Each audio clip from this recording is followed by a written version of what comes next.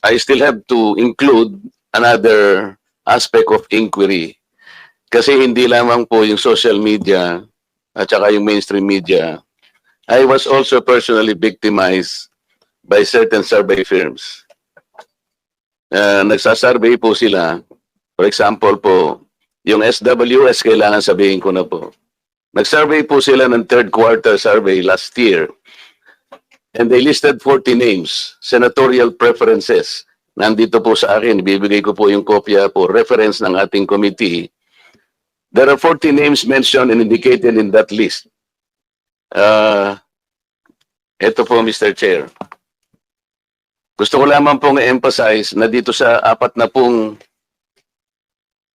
senatorial balls po na kanilang ginamit dito sa survey na to, meron pong 6 na relatively unknown. Babasahin ko po ang pangalan. Adonis Jerome, Andamo Jocelyn, Arambulo Ronel, Doringo Mimi, Floranda Mori, Danilo Ramos.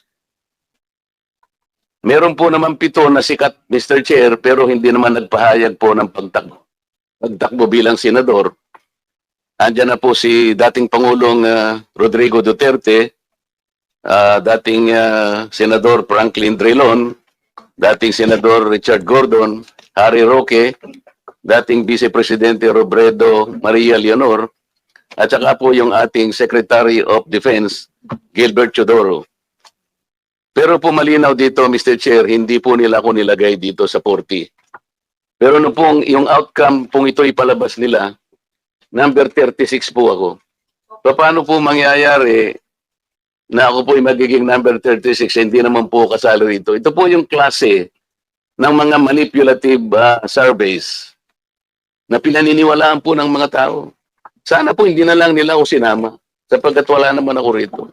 Sino po ba si Adonis Jerome, Andamo Jocelyn, Arambulo Ronel, Doringo Mimi, Floranda Modi, Mr.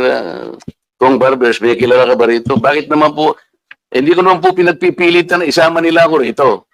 Ang problema, hindi po ako kasama, Mr. Chair, pero nilagay po nila ako doon sa resulta, number 36 ako. Hindi naman po tatama ito. Ito po yung gusto nating i-address lahat. Hindi lamang po social media. We understand that your predicament, Thank you, Mr. Chair. Congressman Marcoleta. And Bibigay ko po yung the kopya para sa the referensya po. representation also doesn't believe that because on my own assumption, nasa top 5 ka. So, Mr. Chairman, Chairman, just Mr. Chair. kidding aside. No, Mr. Chair. Kidding aside. We have to tackle that issue as well, that being espoused by Congressman Marcoleta. So we'll be inviting over in the next hearing, what survey firm is that? SWS and the Pars Asia. Ilan ba yan? Ito lang muna yung nakita ko. Yes. At saka yung Manila Broadcasting Corporation. NBC. Because in the House resolution itself, the House resolution number 2147, it clearly states, Social media lang. Yeah. Ito lang eh. Oh, kaya yun lang yung topic natin. But we cannot, but it was delivered. No. Congressman Barbers, you have delivered in your privileged speech a wide, comprehensive approach on this matter. And I think inviting over the survey firm is also correct. yeah, maybe we Because can we are tackling expand. not only the House resolution number 2147, we're also tackling 2 privileged speeches that was delivered by you. So I think may basis po yung kay Congressman Marcoleta. Okay, and at the same time,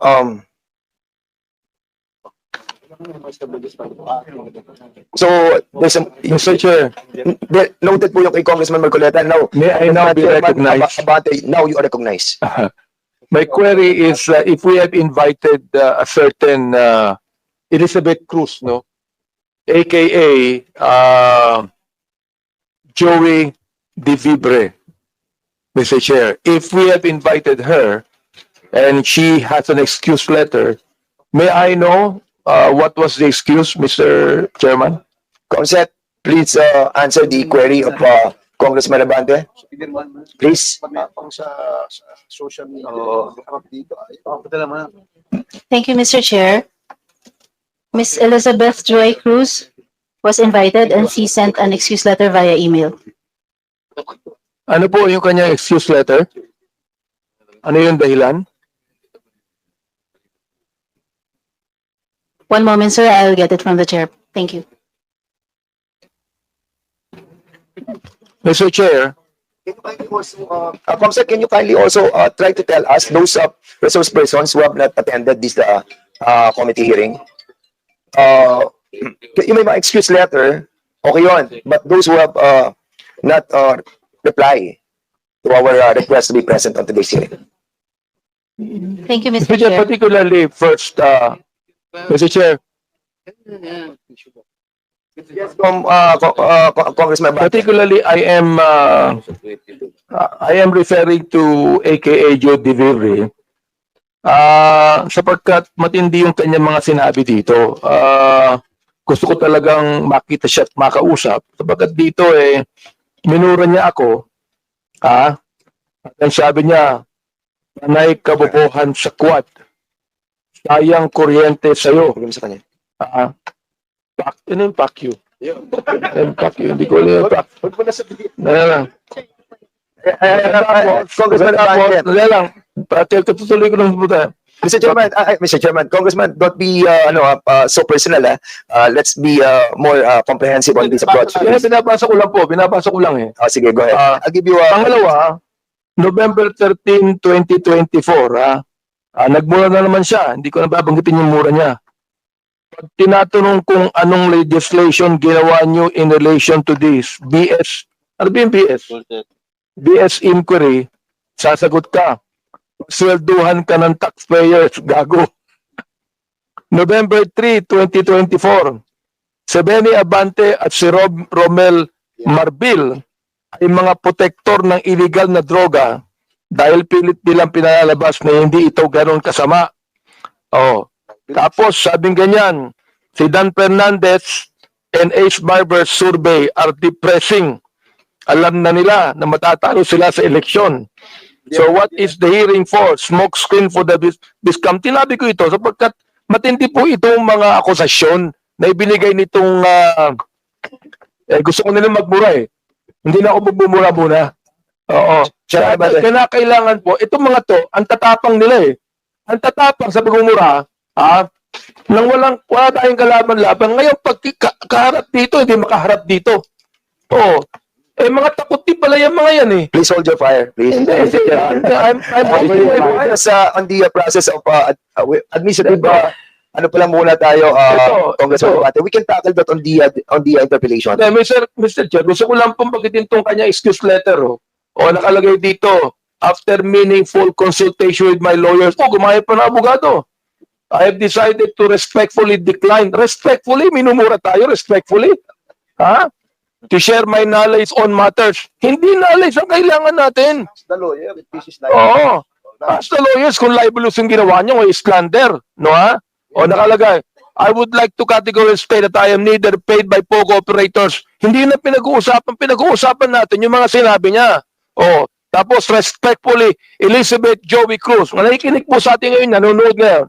Humarap ka dito, kumatapang ka. Hirap sa iyo, nagmumura ka. Nang dyan na wala kaming kalaban-laban. Humarap ka dito. Dito. Namo. Chairman. Wait. Quiet, Chairman. Please observe, refrain from laughing or whatever expression you wanted to, please observe decency and, of course, Chair, I move that we strike out. with all due respect, with all due respect with Congressman Abante, I feel your sentiment, I feel your sentiment, but we are in the process of finding out the, yung pong implementation of the 10175. And I respect your freedom of expression. But what I'm trying to tell you is to refrain from the fire that you wanted to express, But for now, nandun pa lang po tayo sa administrative matter, and we wanted to finish that, and then we will be discussing, or we will be approving the ground rules. Wala pa po yung ground rules, and kaya nga po doon sana yung kay Chairman Abante papatak yan sa ground rules. Anyway, having said that, siguro we'll proceed to the next item. Mr. Chair, Is to approve. so that we can have an orderly hearing, we must first approve the ground rules. I believe that the COMSEC has already distributed copies of the ground rules Correct.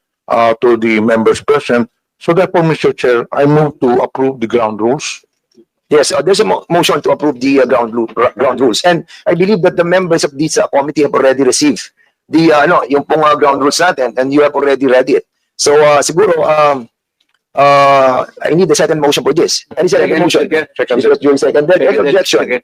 Hearing none, the said motion is now approved. Hindi ko babasahin naman yung rules. So the next item of our agenda is for all the Mr. Chair, yes, Congressman Zamora. I would like to reiterate my earlier motion to strike out the expletive that was mentioned by my idol Representative Abante earlier. Second motion. Mr. Chair, Second motion. I object because it was not expletive. Sinabi ko lang, namo. That can mean anything. That can mean anything.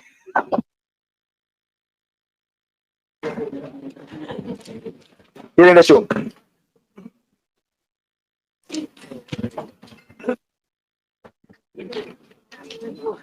If that is the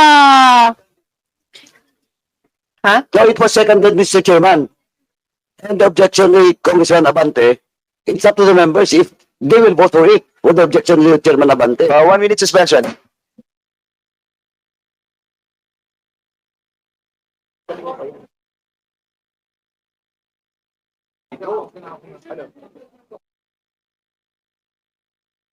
Okay na. Hearing resume. So there's a motion to strike out the word that was delivered by Congressman Abante, and this was duly seconded. Any objection?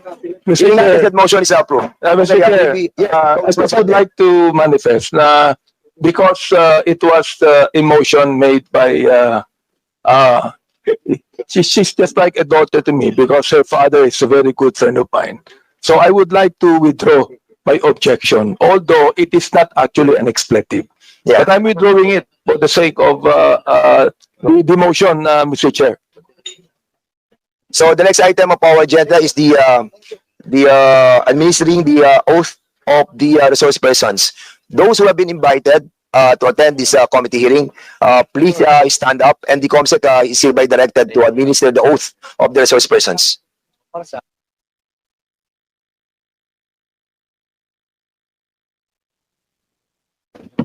May we request all the resource persons invited to stand, raise your right hand and repeat after me.